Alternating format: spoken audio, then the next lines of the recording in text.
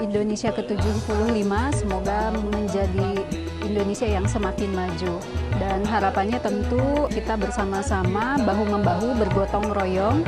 Saya sangat berharap bahwa masyarakat Jambi khususnya menjadi masyarakat yang berdikari, yang betul-betul mempunyai etos kerja yang sangat baik, begitu juga dengan keseluruhan komponen masyarakat di segala lini pekerjaan, karena sekarang kita sedang menghadapi situasi yang extraordinary, butuh semangat, butuh keyakinan dari kita semua bagaimana agar Indonesia bisa bangkit dan khususnya Provinsi Jambi bisa betul-betul menuju kepada arah yang lebih baik lagi, terutama dalam menghadapi situasi yang sangat sulit ini, yaitu akibat dari pandemi corona ini.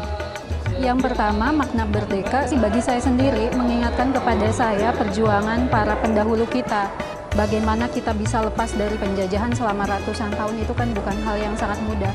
Kebetulan kakek saya sendiri dulu juga adalah pejuang, beliau juga memang bergelir ya melawan penjajahan, sehingga bagi saya pribadi sih setiap event 17 Agustus itu menjadi sebuah inspirasi tersendiri untuk selalu bersemangat mengisi bagaimana pembangunan ini dengan lebih baik lagi, dengan mengingat jasa-jasa beliau yang sungguh tidak bisa kita membalasnya, dan bagi saya membalasnya dengan apa yang bisa saya lakukan untuk Indonesia ini.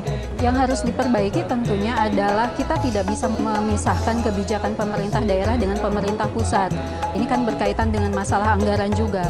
Tapi yang terpenting bagaimana anggaran kita juga yang ada di provinsi ini adalah anggaran yang betul-betul pro rakyat, menggerakkan ekonomi, dan saya sangat yakin di data yang selama ini kami tahu di angka sekitar 60%-an sekian, backbone-nya itu kan UMKM. Jadi bagaimana memberikan relaksasi untuk para UMKM.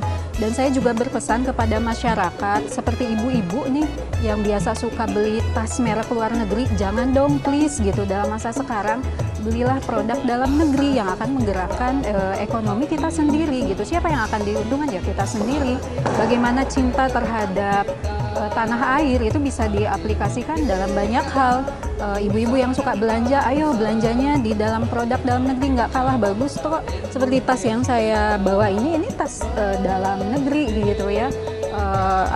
Kain yang saya pakai ini juga buatan dalam negeri, bukan buatan luar negeri. Jadi siapa yang akan diuntungkan? Ya saudara-saudara kita, dan balik lagi ke kita ketika kita pergerakan ekonominya membaik, yang akan diuntungkan kita. Alhamdulillah tadi saya mendengar RAPBN yang Bapak Presiden sampaikan, saya melihat anggaran untuk pendidikan itu tetap patuh 20%, itu sangat baik karena kita jangan sampai karena pandemi ini kemudian masa depan Indonesia akan semakin turun dengan IPM kita yang mungkin akan semakin rendah gitu. Jika seandainya dengan izin Allah saya terpilih sebagai wakil gubernur, maka fungsi seorang wakil gubernur ada di pengawasan. Itu yang sering saya sampaikan, saya akan turun langsung dan tanpa henti mengawasi, karena program sebaik apapun, secanggih apapun, apabila tidak ada fungsi controlling, monitoring, evaluasi atau kita bilang monep itu akan menjadi percuma. Bahkan saya khawatir program-program bantuan sosial seperti itu akan terjadi kebocoran. Saya tidak tahu berapa persen update terakhir kebocoran anggaran kita. Ada yang bilang 30%,